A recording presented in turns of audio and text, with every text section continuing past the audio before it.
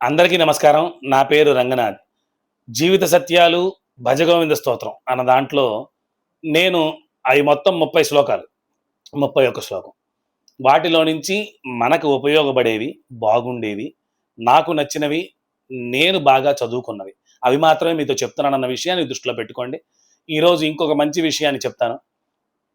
భగవద్గీత కించిదీత గంగాజలలవ కణికాపీత సకృదపి ఏన మురారి సమర్చ క్రియతే తస్య యమేన న చర్చ. భగవద్గీత కొంత చదివినా సరే, కొంత అంటే దాంట్లో ఉన్న అన్ని మొత్తం చదవలేకపోయినా పరిత్రాణాయ సాధూనాం వినాశాయ చ దుష్కృతాం ధర్మ సంస్థాపనార్థాయ సంభవామి యుగే యుగే ఈ మాట చెప్పుకున్నా, లేకపోతే అహం వైశ్వానరో భూత్వా ప్రాణినాదేహమాశ్రిత ప్రాణాపాన సమాయుక్త పచామ్యన్నం చతుర్విధం లేదా సృజామ్యహం. ఇందులో ఏది తీసుకున్నా ఇలా భగవద్గీత కొంత చదివినా సరే లోపల జ్ఞానం పెరుగుతుంది. గంగాజలలవ కణికాపీత, గంగాజలం మొత్తం మీరు ఎంత తాగితే గంగాజల పుణ్యం వస్తుంది, తీసుకున్న పుణ్యం వస్తుంది. గంగలో మునిగితే పుణ్యం, తాగితే పుణ్యం, ఇలా ఎంత. గంగాజలలవ కణికాపీత, ఒక చుక్క గంగాజలం కూడా మీకు ఆ పవిత్రతని చేకూరుస్తుంది.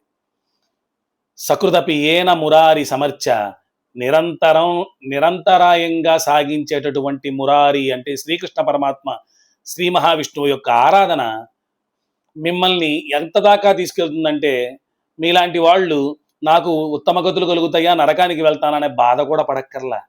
ఇలా చేసిన వాళ్ళకి క్రియతే తస్య యమేన నచర్చ, ఇక చర్చే లేదు, అవతలకి వెళ్ళిపోండి. మీరు చేసేటటువంటిది అంతా మంచే. మనం సత్యవాక్యంలో నిలబడ్డాం, మనం నలుగురికి మంచే చేశాం, మన ధర్మాన్ని మనం కాపాడాం అనుకునే వాళ్ళకి ఎప్పటికీ యముడితో చర్చ లేదు. నేను తీసుకెళ్ళడానికి యమభటులు వస్తే అయ్యయ్యా క్షమించండి, ఒక చిన్న తప్పే కదా, రెండు చిన్న తప్పు, అడుక్కోవాల్సిన పని లేదు. మీరు అడుక్కోవాల్సిందల్లా మానసికంగా ఉన్న పరమాత్మని ఎక్కడ వెతకాలో నీ బుద్ధిని అడుక్కోవాలి, మన మాటను అడుక్కోవాలి, పరమాత్మ దగ్గరికి వెళ్ళేటటువంటి మంత్రాలను అడుక్కోవాలి. ఇదంతా బతికొండంగా ఇలా అడుక్కొని అన్న మాటని వాడుతున్నాను, మీరేమి నొచ్చుకోవద్దు. పరమాత్మని వెతకడం కోసం దారిని అడగాల్సి వస్తే మన ఆత్మని పరిశుద్ధం చేసుకుంటూ పరమాత్మ వైపు దారిని ఏర్పరచుకోవడానికి ఆ కష్టమంతా పడ్డ మనకి ఎప్పటికీ యముడితో చర్చ ఉండదు. మరలాంటి వెళ్ళే దారికో మీకు దారి కావాలా? భజ గోవిందం గోవిందం భజ మూఢమతే సంప్రాప్తే సన్నిహితే కాలే నహి నహి రక్షతుడు కృంకరణి. శంకరాచార్యులు వారికి పరిపరి విధాల నమస్కరించుకుంటూ మరొక శ్లోకంలో మళ్ళీ కలుసుకుందాం. నమస్కారం.